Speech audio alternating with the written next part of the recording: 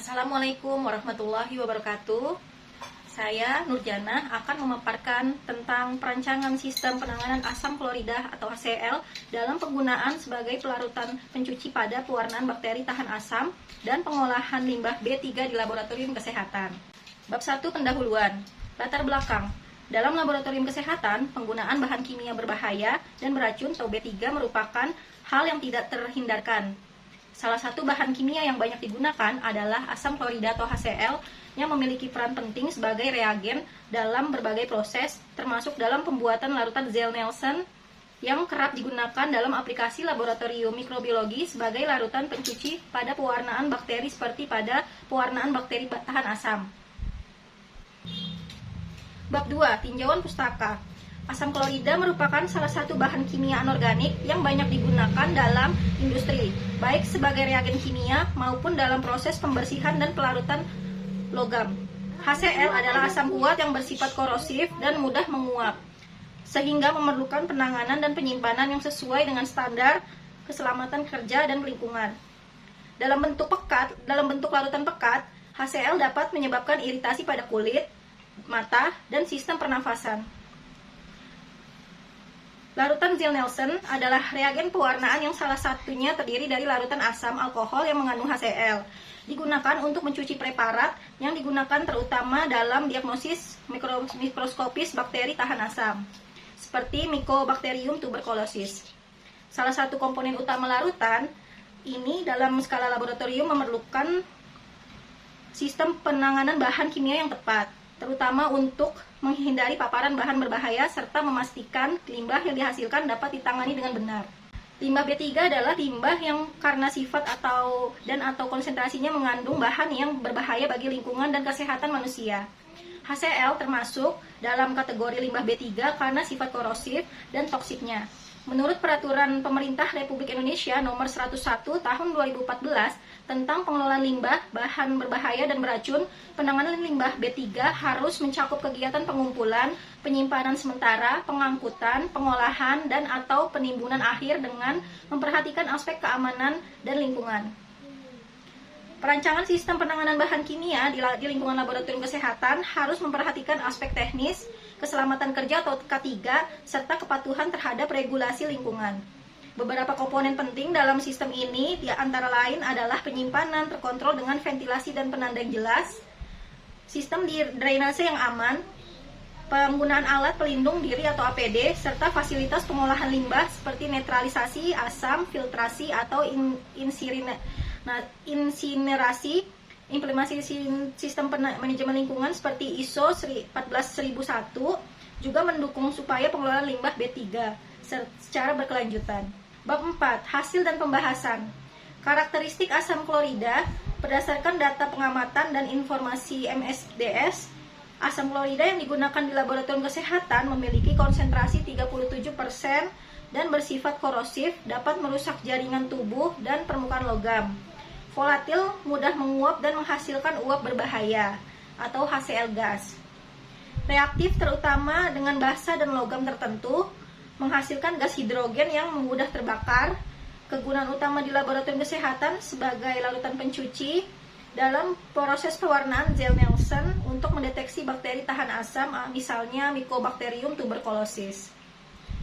Yang kedua, sistem penanganan dan penyimpanan HCl. Berdasarkan perancangan sistem, beberapa aspek penting dalam penanganan HCl diidentifikasi dan diterapkan. A. Penyimpanan. Disimpan di lemari bahan kimia atau asam, terbuat dari bahan tahan korosi, misalnya PVC atau HDPE.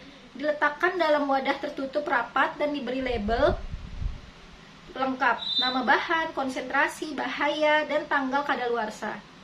Dipisahkan dari bahan kimia bereaksi seperti basa kuat, logam, dan bahan organik. Yang B. Penggunaan. Penggunaan dilakukan di foam hood atau lemari asam untuk menghindari paparan uap HCl. Petugas menggunakan APD lengkap, yaitu jas lab, sarung tangan nitril, kacamata keselamatan, dan masker uap kimia jika diperlukan. Pengenceran dilakukan dengan prinsip asam ke air atau acid to water, bukan sebaliknya untuk mencegah percikan. Yang ketiga, sistem penanganan limbah HCl atau B3. Larutan HCl bekas pewarnaan tergolong limbah bahan berbahaya dan beracun karena sifat korosifnya. Oleh karena itu, sistem pengelolaan limbah dirancang sebagai berikut. A. Pengumpulan. Limbah HCl dikumpulkan di wadah limbah khusus yang tahan asam, diberi label limbah asam korosif HCl. Yang B. Netralisasi awal. Di beberapa kasus dilakukan netralisasi awal dengan menambahkan larutan NaOH atau Na2CO3 hingga pH netral 6-8. Yang reaksi eksotermis diperhatikan dengan pengadukan perlahan di ruangan terbuka. Yang C. Transportasi dan pengelolaan. Limbah diserahkan ke pihak ketiga berizin atau pengelola limbah B3 terakreditasi. Dilengkapi dengan manifest limbah dan pencatatan volume limbah setiap bulannya sesuai regulasi Permen LHK nomor 6 tahun 2021. Berikut alur penanganan limbah di laboratorium kesehatan yang mengandung bahan kimia, salah satunya HCl. Dari outlet, kemudian masuk ke dalam mesin sistem AOP5, kemudian masuk ke dalam bak penampung dan penampung air backwash, kemudian ke septic tank.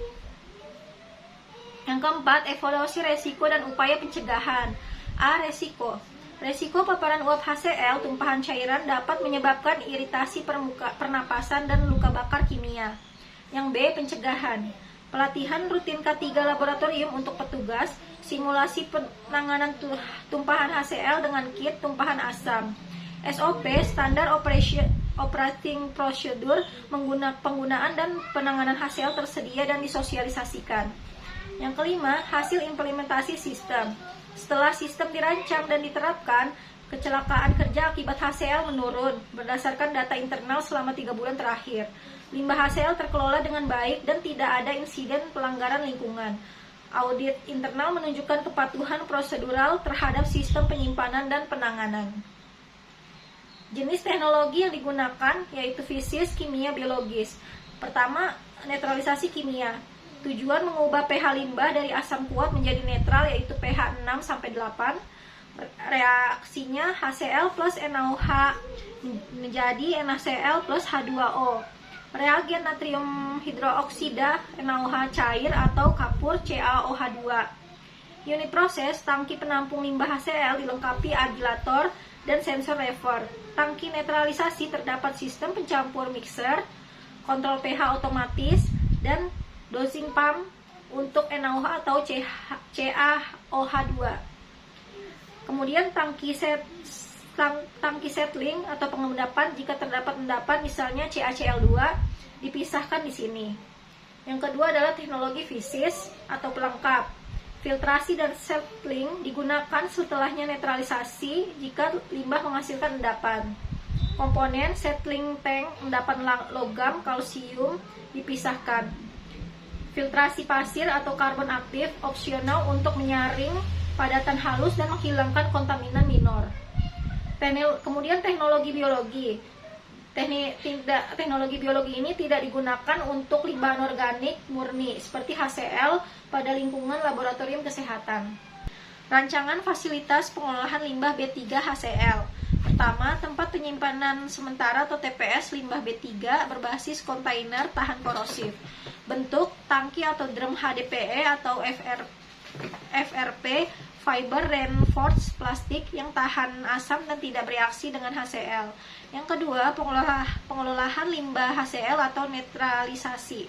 HCl sebagai limbah korosif dapat dinetralkan dengan larutan basa NaOH atau KOH dalam tangki reaksi tertutup.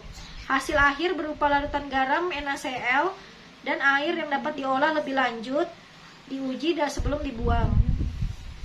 Reaksi yang terjadi yang pertama HCl plus NaOH menjadi NaCl plus H2O. Yang kedua HCl plus KOH menjadi KCl plus H2O. Yang ketiga pengangkutan limbah B3 HCl. A. Pengangkutan internal dari lab ke TPS. Gunakan wadah tahan asam tertutup, label jelas limbah B3 HCl. tanggal, simbol GHS. Diangkut menggunakan troli dengan penahan tumpahan. Yang B, pengangkutan eksternal ke pihak ketiga berizin.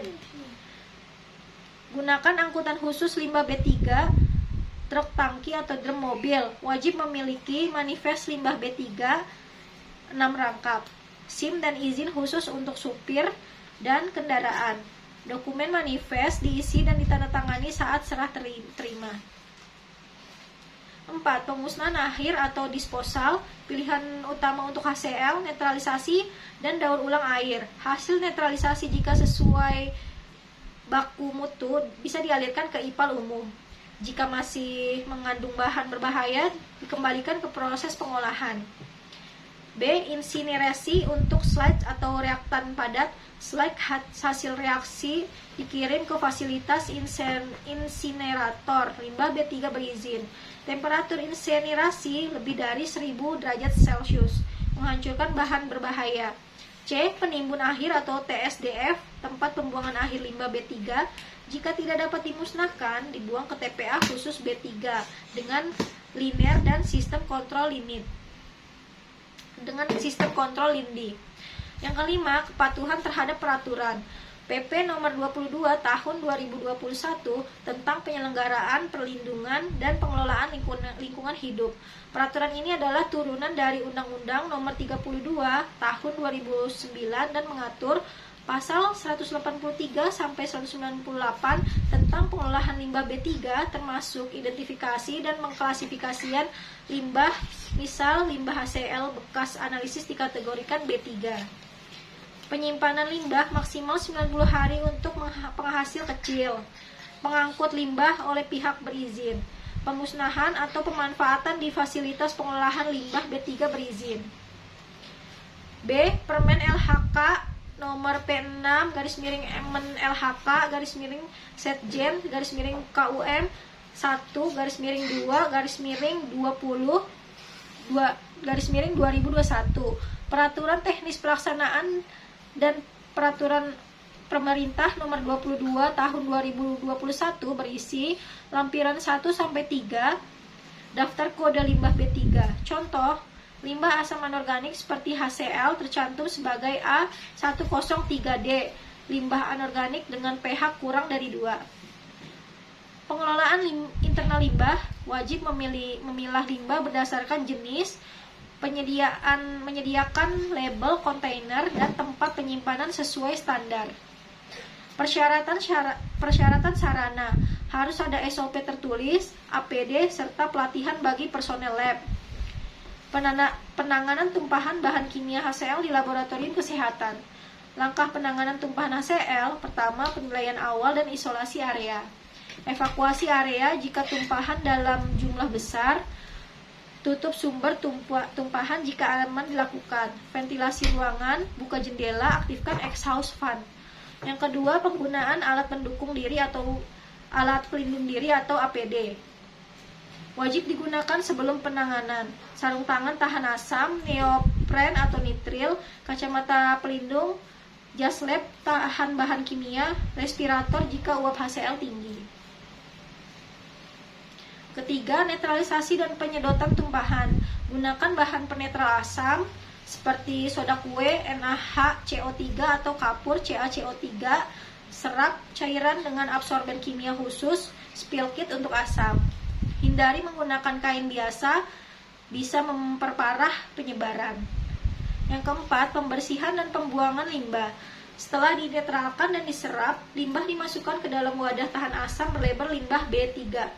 Lakukan pembersihan akhir dengan air dan deterjen netral. Catat kejadian dan simpan limbah untuk dikirim ke pengolah limbah B3 berizin. Yang kelima, dokumentasi dan pelaporan. Isi form laporan insiden laboratorium, evaluasi penyebab tumpahan, tindakan korektif, dan pencegahan ulang. Pelatihan tanggap darurat di laboratorium kesehatan. Tujuan pelatihan: meningkatkan kesiapsiagaan personel terhadap insiden HCl dan B3 lainnya, memastikan tindakan cepat, tepat, dan aman saat keadaan darurat.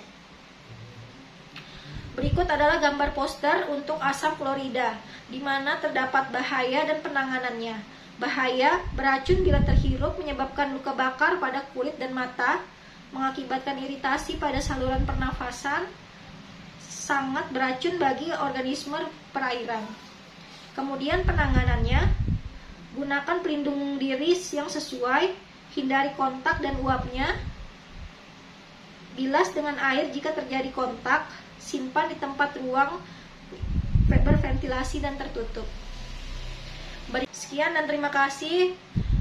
Kurang lebihnya mohon maaf. Wassalamualaikum warahmatullahi wabarakatuh.